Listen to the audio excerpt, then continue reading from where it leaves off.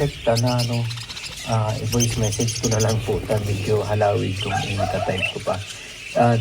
Direkta na kay Karibos. Tawa day basang-basa ang kung malublob sinda po na itong pinaka-ibabaw na balukan po.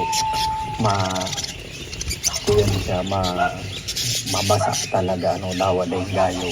So pinaka-iraron, okay lang yan. Yan po kaya wayo maning takot yan. Kasi sa totoo lang dawa po ito isprehan ka to ang tinanong tapos katanong kang tao mayo maning problema. Then yan din po ang ang totoo kayan pwede nga ni iyan inumon po kang manok po. So iyang na yan ginagamit ko na yan na integ solution. Yung nadadamog mo po na integ solution sa tinanom, actually yan ang naging top secret ko. Uminahon ako hali sa na taon pong pagkalugi na dikit-dikit po nakapundar ako dahil sa mga daga na dahil na nabubuhayan talaga ng tinanom sa paagi po kaya nabubuhayan na then sasabayan pa ng kadikit na chemical kung talagang kinakaipo. So bihira na talaga ako madaog, although igwaning mga daga talaga na masakito na minsan natabla lang ako, nagana akong dikit, pero mostly po talagang nagja-jackpot ako. So yan po, sa totoo lang, pwede po yan sa manok.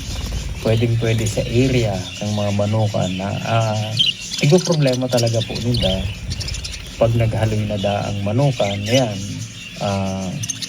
infected na, kaya nagrabe ng mga bakuna. Ako, onda ko, dahil po ako gayo dyan, na dapat ako unta na pag naghaloy ang manukan, grabe na ang viruses and bacteria. Dahil dapat po mangyari iyan. So dapat, ang ligibuhon ta dyan, from time to time, magkaigwa kita ng treatment.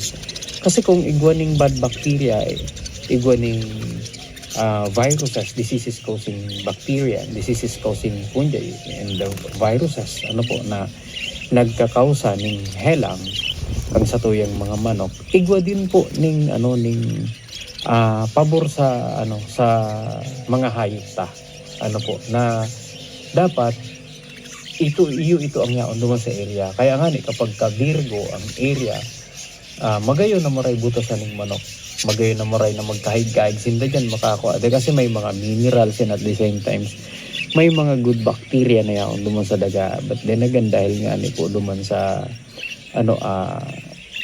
pag ning mga manok, gulpi nang nagbubuhay ning manok, nag-iipot sa mga manok, so nagde-develop talaga ning helang, nagde-develop ang bad bacteria, ang viruses, so nag-a-active sila. So ngunyan, saro mo lang ang solusyon diyan. Tawan ta sinda ning kalaban ninda.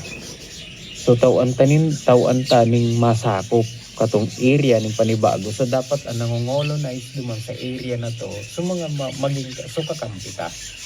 So paano ang ginigibo? So then ma-create ka ng digmaan between good and bad. Ngunyan paano? Sa pagtanong po, kang time na luging-lugi ako. So ang saro lang naglaog sa utak ko nang naging dahilan kung na lugi ako, nagtuturo ang luha ako that time. Gabos na helang na nagkausa ning pagkagadang kang tinanom ko. And ito po kausa ning bad bacteria, kausa ning diseases causing bacteria, diseases causing fungi. So ngunyan sabi ko on the contrary, kung igwa ning mga disease causing bacteria, disease causing fungi na gustong gadanon ang pananom ko, kasi ito ang role ninda sa mundong ini,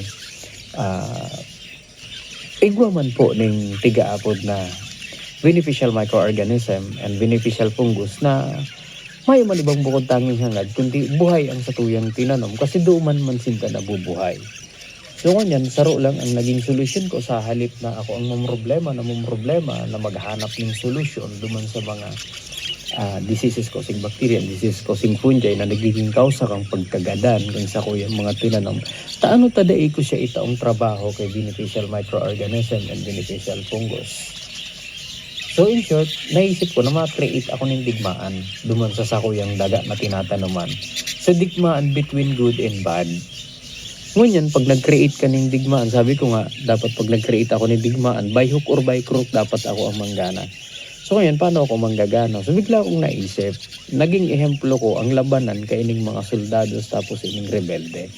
Malimit po dahil man talaga halos nagagana ang rebelde. Ano po tano? Pag nagkaigwa na ning putukan, tapos naghahaloy, maya't maya, ang gobyerno po nagpapadara ng reinforcement. Pag naipagiraray natatapos, dikit-dikit may reinforcement, minsan masaklap, may by air na, may by land pa, hanggang sa makongkir nila sa area, hanggang sa mapulbos ang kalaban.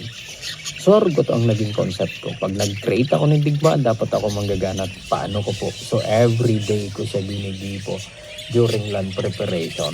Ngunyan, ang nangyayari po, dahil makusog ang viruses and bacteria sa tanuman ko, ang nangyayari minsan may minalusupot. That's the only time na nalaog ang chemical. Nalaog ang chemical. May chemical intervention akong nilalaog. So very minimal. So same with sa pag-aatama ng manok. Parareho lang eh. Ako po, na isipan ko ining sistemang ining sa pagtanaw na naging daan para medyo makaahon ang sa kong pamilya na dainasan tinda magtiriuso na maray arugan dati na ultimo pangsarong kilong bagas mayo na.